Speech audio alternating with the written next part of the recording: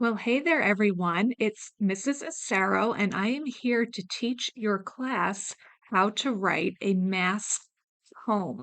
We are going to be using the poetic device of personification. Before we get started, I just wanted to introduce myself. My name is Mrs. Acero, and I have an online teaching store called All in One Middle School. I was a teacher for 34. Teaching language arts was and is my passion. This lesson is a poetry tutorial. You'll have a completed and polished poem by the end. This presentation, along with guided notes, are available to print in my TPT store, and you can see the link in the video description. If you are using the guided notes, you should fill them in when you see this icon. You can do the lesson without the guided notes, but you should have paper available to write your ideas. If your teacher lets you work with a partner, you will turn and talk in certain portions. I hope you find this lesson fun and helpful. Let's dive on in. Let's talk first about using a mentor text. Today, you will be learning about writing with personification, then using this poetic device to write an original poem. It's always good to have a mentor text to refer to when learning new skills. It doesn't have to be in writing, however. Using songs is a great way to learn, especially with poetry. For this lesson, we will listen to the song How Far I'll Go from the movie Moana. Your teacher may prefer for you to use a different mentor text or song, so when you take notes, just substitute in what your teacher tells you to use. So now you're going to pause my video and you're going to click on How Far I'll Go. It's about 3.5 minutes long, and the link is in the video description. A link to the copy of the lyrics is there as well. While you are listening, think about an object in the song that has human qualities. So, why do we need to know personification? There is no doubt that you have been listening to songs, which are poems with music. Hopefully, you've also written some poems. Now, here's a note. If something is not a poem, it is referred to as prose. A regular novel, a letter, and a contract are among many items that are classified as prose. Prose does, however, often contain personification. Understanding personification helps us to understand poems and prose, and it also helps us to become better writers. So, personification, let's get on board. Today's goal is to understand that personification is a poetic device where an object is given human qualities. Understanding it will help you in your reading and writing. You will apply the skill to write an original poem. So if you see here, we have our first guided notes icon. That means if you're using them, now is the time to start filling them in. So personification, like we said, is giving human qualities to an object. Examples: the wind whispered a secret in my ear. The leaves danced to the ground. The blank paper stared back at me, telling me to start my essay.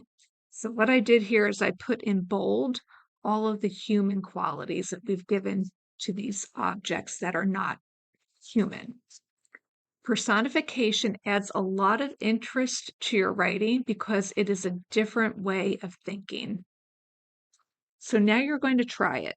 You're going to think about the song, How Far I'll Go. Turn and talk to a partner about the personification used in the song. If you have guided notes, fill them in together, and you're going to use these prompts to help you. What human quality is given to the horizon? Why do you think this example of personification was used? What human quality is given to the light of the sea? Why do you think this example of personification was used? Okay, so pause my video and turn and talk and fill in your guided notes. Okay, you're going to try it one more time. You're going to practice with it. You're going to fill in the blanks or complete the sentence starter to create personification. You're either going to work with your partner and or you'll fill in your guided notes. So here's what I'd like you to think about. My homework. So you want to give your homework a human quality. Okay, you can think very creatively with that. The trees, the coffee, the phone. Pause my video and turn and talk and fill in your guided notes. Now you're going to do a brainstorm. You're going to gather thoughts for your poem. You're going to write an original poem that will use personification. It will be called a mask poem because you're going to pretend to be the object, like you're putting on a mask. Before you start, do some brainstorming. Turn and talk and come up with some ideas, and then fill in your guided notes or use a notebook to write down your ideas. It's essential that you think creatively rather than basically. So you have to think really what we call outside of the box and be very creative and think about things in a different way. Prompts are going to help you. So here are your prompts. You're going to tell us your object for your poem, 3 adjectives to describe it. If it were alive, 3 things it would like, and 3 things it would dislike. If it were alive, how it would feel, and tell us why. What it would say, and tell us why. What it would think, and what it would fear. Before you start, I did an example for you to get so that you would know what to do. Okay. My object for my poem is coffee. 3 adjectives to describe it: strong, delicious, powerful. If this object were alive, 3 things it would like are power, tired people, and big mugs. Okay, this is where I'm saying you have to think creatively. All right. If it were alive, 3 things it would dislike are energetic people, sugar, and tea. I think tea would be like its mortal enemy. If this object were alive, it would feel powerful because it can control people. If it were alive, it would say, "Poor me," because that's where its power comes from. If it were alive, it would think people are weak because they rely on it every day. If it were alive, it would fear cream and sugar because it changes it. Okay, so you're going to do your brainstorm for your object. Pause my video, turn and talk, and fill in your guided notes. Okay, step 1 for starting your mask poem. For this poem, you will use the ideas from your brainstorm. You will be mixing them up and around and embellishing them, which means adding on to what you've already come up with. So whatever you came up with the brainstorm, it doesn't mean that you have to use it. It was just to get you thinking. You can and certainly should use some of the ideas, but you don't have to keep it exact. So first, you'll want to establish your object's emotion for the poem. Is your object feeling happy, upset, adventurous, angry? Anything goes here. Then you'll need your first line. Sometimes the hardest part is just getting that first line down. There are some ways to start your poem. You could write something your object might say. You could write something that your object is thinking about. You could just write about the current emotion your object has and why it feels that way. So now you're going to turn and talk to your partner about your object's emotion and how you might start your poem and fill in your guided notes. Pause my video and go ahead and do that. Step 2, you're going to try what we call a free write. You're going to go back to your brainstorm, reread what you wrote to refresh your memory. Then you're going to set a timer. You're going to take 3 minutes to write anything you'd like from the brainstorm, and you could certainly add on to it. You can embellish your thoughts. That means make them a little bit better and add some more thought to them. Okay. Remember, you are writing in the voice of the object. You are pretending to be the object. Do not worry about making it perfect yet. Just write what comes to mind within 3 minutes. Point is to keep writing for the entire 3 minutes. So pause my video, set your timer, and start writing. Okay, step 3 is to add some poetic devices. So reread your free write. See if you can add a couple more poetic devices. I have a chart here. I'm going to go over them with examples. Please note, though, that you already have a poetic device. You already have personification kind of built into the poem because it's a mask poem. All right, so simile is a comparison of two unlike objects using like or as, and I did mine for the coffee example. I am as strong as a warrior.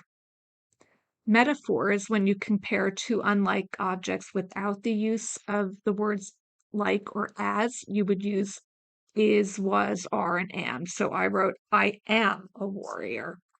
Metaphors are just a little stronger than similes because if you look at the simile, it says, I am as strong as a warrior, but here you're just saying, I am a warrior. It's a little bit stronger.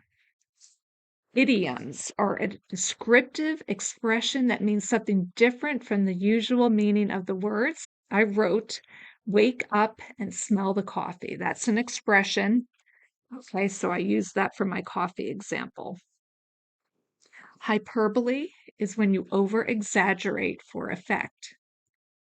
You wait forever and a day for me to brew. Rhyme, words with the same ending sound. I am strong and bold, don't let me get cold. Alliteration, words with the same beginning consonant sound, and I wrote for coffee bitter, bold, and black. Onomatopoeia, words that represent sound, and I did the word beep as in a coffee pot as it finished brewing.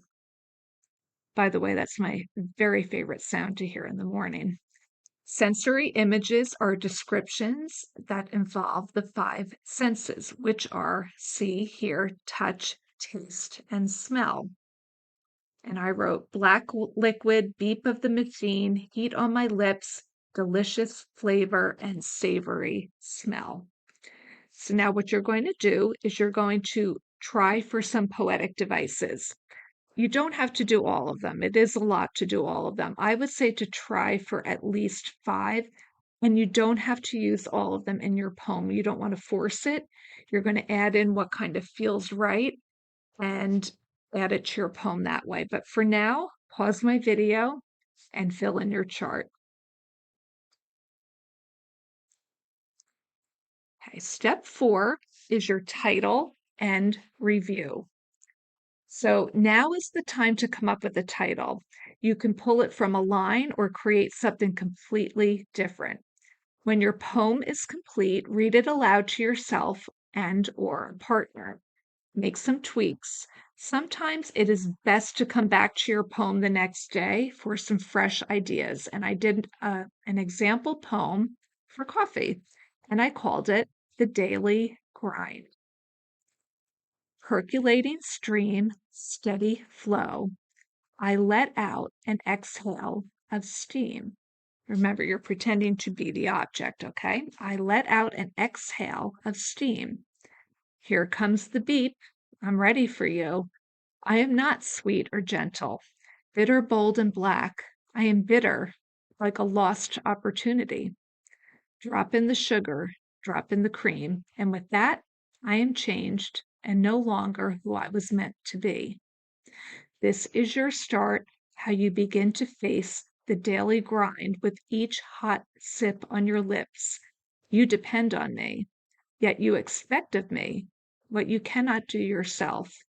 extra energy that is not real. I hold the key to your day. I'm not sure why I decided to make my coffee so sinister, but it just felt right when I was writing it. So that is a wrap. Be sure to tune back in for more Teach My Class episodes. You can also check out First Chapter Friday on my YouTube channel, where I read the first chapters of my favorite middle school novels. I hope to see you soon.